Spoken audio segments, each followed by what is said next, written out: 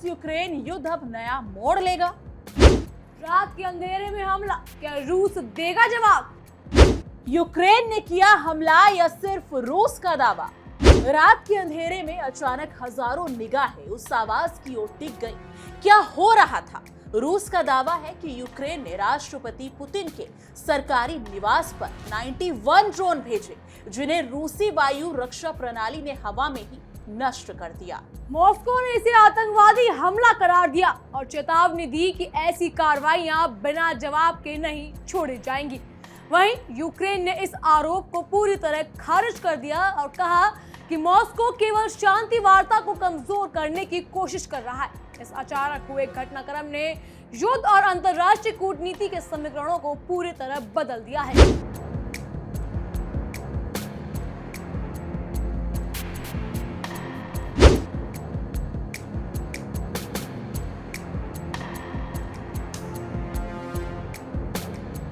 नमस्कार दोस्तों, आप देख रहे हैं इंडिया डेली का डिजिटल प्लेटफॉर्म और मैं हूं आपके साथ तान्या त्यागी। नमस्कार, मेरा नाम है जिया कौशिक। दोस्तों, रूस और यूक्रेन के बीच जारी युद्ध अब एक नए मोड़ पर पहुंच चुका है। मॉस्को ने दावा किया है कि यूक्रेन ने राष्ट्रपति व्लादिमीर पुतिन के सरकारी निवास पर बड़े पैमानों पर ड्रोन हमला किया है। रूसी विदेश मंत्री सर्गेई लावरोव ने इसे आतंकवादी कृत्य करार देते हुए स्पष्ट किया कि ऐसी कार्रवाइयां बिना जवाब के नहीं छोड़ी जाएंगी। जी हाँ, मॉस्को का कहना है कि इस हमले में 91 लंबी दूरी के ड्रोन इस्तेमाल किए गए, जिन्हें रूसी वायु रक्षा प्रणाली ने हवा में ही नष्ट कर दिया। ये घटना न केवल रूस और यूक्रेन के बीच सैन्य तनाव को बढ़ाती है, बल्कि अंतर्राष्ट्रीय कूटनीति और संभावित शांति वार्ता पर भी गहरा असर डाल सकती है। रूस की चेतावनी ये दर्शाती है कि मॉस्को किसी भी खतरे को नजरअंदाज नहीं करेगा और अपनी सुरक्षा को सर्वोच्च प्राथमिकता देगा। बिल्कुल तान्या, जैसे ही रूस ने यह आरोप लगाया, यूक्रेन ने इसे पूरी तरह खारिज कर दिया। यूक्रेनी राष्ट्रपति ज़ेलेंस्की ने कहा कि मॉस्को इस तरह के दावे कर शांति वार्ताओं को कमजोर करने का प्रयास कर रहा है।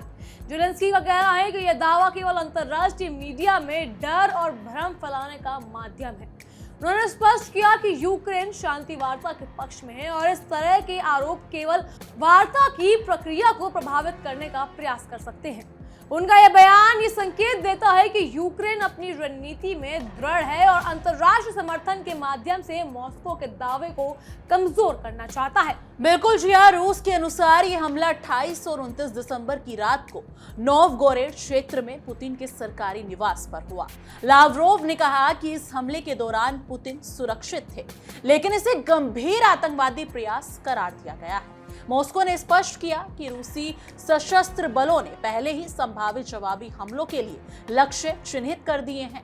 ये बयान युद्ध की रणनीति और कूटनीति दोनों पर असर डालता है। रूस के लिए ये केवल एक सैन्य घटना नहीं, बल्कि राजनीतिक संदेश भी है। मॉस्को अपनी सुरक्षा और शक्ति को किसी भी खतरे से सुरक्षित रखेगा। तान्या, बिल्कुल देखिए, यूक्रेन ने रूस के आरोपों को पूरी तरह असत्य बताया। ज़ेलेंस्की ने कहा कि मॉस्को ये दावा अंतर्राष्ट्रीय मीडिया में डर और भ्रम फैलाने से चाहता है। उनका कहना है कि ये केवल शांति वार्ता को कमजोर करने की कोशिश है। यूक्रेन शांति की दिशा में प्रतिबद्ध है, लेकिन रूस इस तरह के दावे वार्ता की संभावनाओं को चुनौती देते हैं। ये स्थिति ये दिखाती है कि राजनीतिक और सैन्य कदमों के बीच संतुलन बनाए रखना कितना जटिल हो गया है। रूस ने यह भी कहा कि इस हमले में लंबी दूरी के 91 ड्रोन इस्तेमाल किए गए हैं, जिन्हें रूसी वायु रक्षा प्रणाली ने नष्ट कर दिया। मॉस्को ने इसे बेहद गंभीर बताया और कहा कि आने वाले दिनों में रूस अपनी कूटनीतिक और सैन्य रणनीति पर पुनर्विचार करेगा। लावरोव ने साफ किया कि इस तरह की कार्रवाइयां बिना जवाब के नहीं छोड़ी जाएंगी और संभावित जवाबी हमले के लिए पहले ही लक्ष्य चिन्हित कर लिए गए हैं। ये बयान युद्ध की गहनता और रूस के सख्त रुख को दर्शाता है। इस बीच अंतर्राष्ट्रीय स्तर पर रूस और यूक्रेन के बीच संभावित शांति वार्ता पर चर्चा हो रही है। रूस के इस बयान के बाद सवाल उठता है कि क्या वार्ता सच में संभव होगी या नहीं। यूक्रेन का कहना है कि मॉस्को केवल बहाने बना रहा है ताकि वार्ता में कमजोर प्रभाव डाल सके। इस स्थिति में अंतर्राष्ट्रीय समुदाय के लिए एक चुनौती खड़ी कर दी है।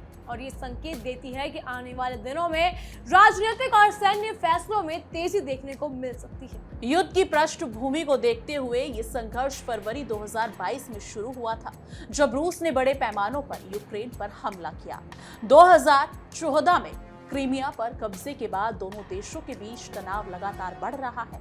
दिसंबर 2025 तक रूस यूक्रेन के लगभग 20% इलाके पर नियंत्रण बनाए हुए है। दोनों पक्षों को भारी नुकसान उठाना पड़ा है और अब तक का शांति प्रयास सफल नहीं हो पाए हैं।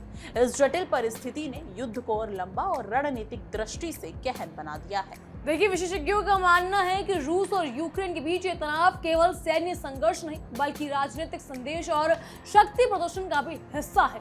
पहले पुतिन के आवास पर ड्रोन हमले के आरोप इस अंतर्राष्ट्रीय मुद्दा बना देते हैं।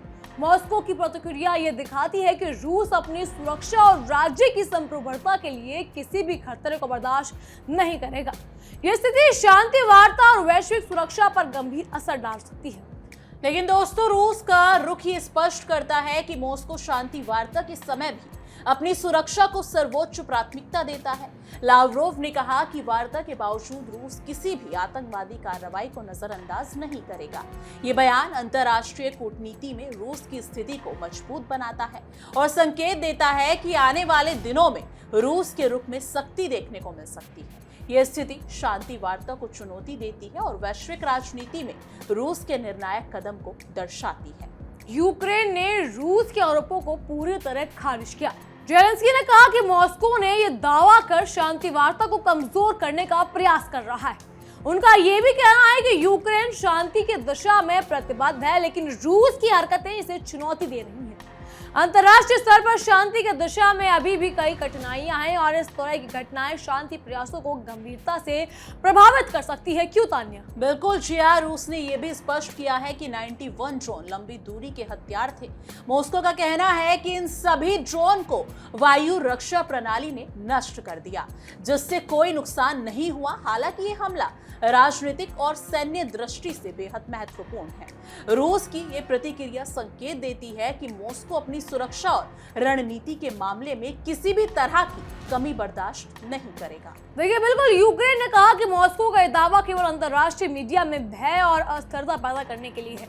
जेलेंस्की ने कहा कि रूस की यह रणनीति केवल वार्ता को प्रभावित करने के उद्देश्य से की गई है। उनका ये भी कहना है कि यूक्रेन शांति की दिशा में काम करना चाहता है, लेकिन मॉस्को की इस हरकत ने वार्ता को चुनौती दे दी है। राजनीतिक, रणनीतिक और सैन्य कदमों का ये संगम युद्ध की जटिलताओं को और बढ़ा रहा है। बिल्कुल जिया, क्योंकि रूस और यूक्रेन के बीच ये स्थिति राजनीतिक दृष्टि से अत्यंत महत्वपूर्ण है। लावरोव के बयान ने यह स्पष्ट किया कि मॉस्को अपनी सैन्य रणनीति और कूटनीति दोनों पर पुनर्विचार करेगा। ये संकेत देता है कि आने वाले दिनों में रूस का रुख और सख्त हो सकता है और शांति वार्ता पर भी इसका असर पड़ेगा। युद्ध की राजनीतिक गहनता और रणनीतिक संदेश यहाँ बेहद महत्वपूर्ण है। जैसे कि हम जानते हैं कि युद्ध की पृष्ठभूमि दोनों देशों की राजनीतिक और रणनीति इसे और जटिल बना सकती है। यूक्रेन और रूस के बीच ये आरोप प्रत्यारोप अंतर्राष्ट्रीय सुरक्षा और क्षेत्रीय स्थिरता दोनों पर असर डाल सकते हैं।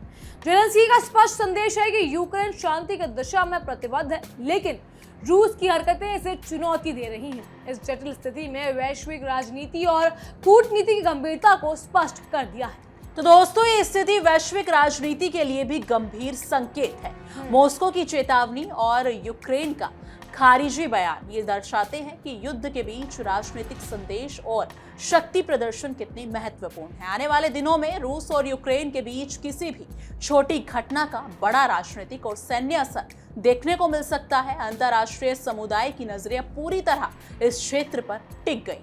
अंत में यह कहना सही होगा तान्या कि रूस यूक्रेन संघर्ष अभी भी गहन और जटिल स्थिति में है। पुतिन के आवास पर ड्रोन हमले के आरोप और यूक्रेन की प्रतिक्रिया ने अंतर्राष्ट्रीय शांति प्रयासों को चुनौती दी है। अब देखना ये होगा कि दोनों देशों की कूटनीति और सैन्य राजनीति और रणनीति किस दिशा में आगे बढ़ती है और शांति वार्ता कितनी सफल हो पाती है। ये युद्ध केवल क्षेत्रीय नहीं बल्कि वैश्विक राजनीतिक संतुलन के लिए भी महत्वपूर्ण संकेत है। बिल्कुल जी हाँ, ये देखना काफी दिलचस्प होने वाला है कि आगे आने वाले दिनों में क्या कुछ होता है। यूक्रेन और रशिया का वार रुक पाएगा, इस पर कोई पूर्ण विराम लगेगा या फिर ये जंग ऐसे ही चलती रहेगी। लेकिन इस मुद्दे पर आपकी क्या कुछ राय है, कमेंट सेक्शन में अपनी राय जरूर साझा कीजिएगा। बाकी देश और दुनिया की तमाम बड़ी खबरों के लिए देखते रहिए इंडिया डेली और हमारा खास शो तहकीकात, हर खबर की तह तक।